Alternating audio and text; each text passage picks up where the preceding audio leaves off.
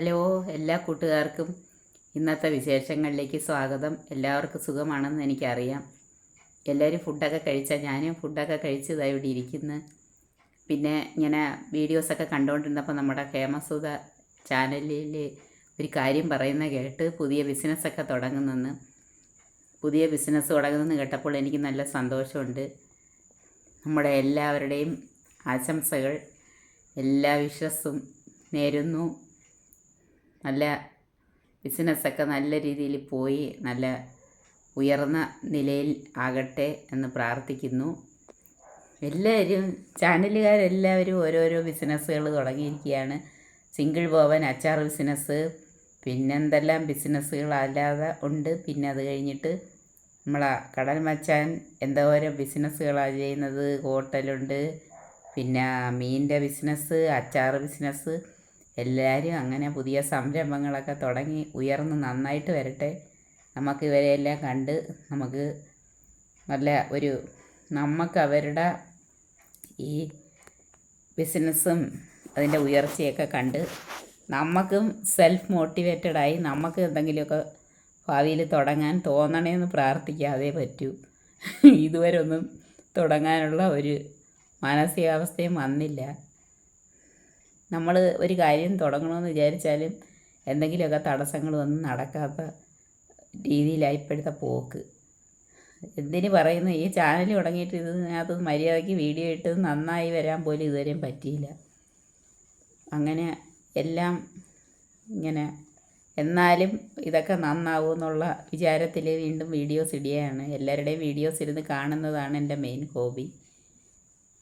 ഇപ്പം ഞാൻ ഇതങ്ങോട്ട് നോക്കിയപ്പോഴാണ് കണ്ടത്, നല്ല നൈറ്റികളുടെ വീഡിയോ ഒക്കെ ഓരോന്നെടുത്ത് വെച്ച് പറയുന്നുണ്ട്, ഓരോന്നിൻ്റെ റേറ്റും എല്ലാം. നൈറ്റികളൊക്കെ കൊള്ളാം, എനിക്കും എല്ലാം ഇഷ്ടപ്പെട്ടു, സൂപ്പറാണ്. കച്ചവടം അങ്ങനെ പൊടി പൊടിക്കട്ടെ, പ്രാർത്ഥിക്കാം. അപ്പോൾ എല്ലാ ചാനലുകാരും എല്ലാവരും ഓർഡർ ചെയ്ത് വരുത്തുക, വാങ്ങുക.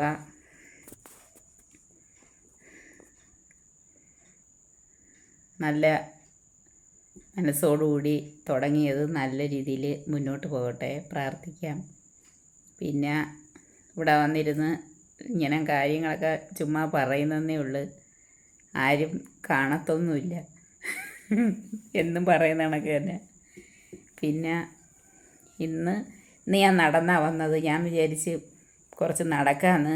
കാരണം നമ്മൾ വെയിറ്റ് കൂടുന്നത് കുറയ്ക്കണം, അല്ലെങ്കിൽ എല്ലാ അസുഖവും വരും. ഗുളികയും കഴിക്കണം, ആകെ കുഴപ്പമാണ്. പ്രഷറും കൊളസ്ട്രോളും ഒക്കെ കൂടാതിരിക്കണമെങ്കിൽ ബോഡി വെയിറ്റ് കുറച്ചെങ്കിലേ പറ്റും. ബോഡി വെയിറ്റ് കുറയ്ക്കണമെങ്കിൽ എന്ത് ചെയ്യണം, ഫുഡ് കൺട്രോൾ ചെയ്യണം. അത് നമ്മൾ ചെയ്യത്തില്ല.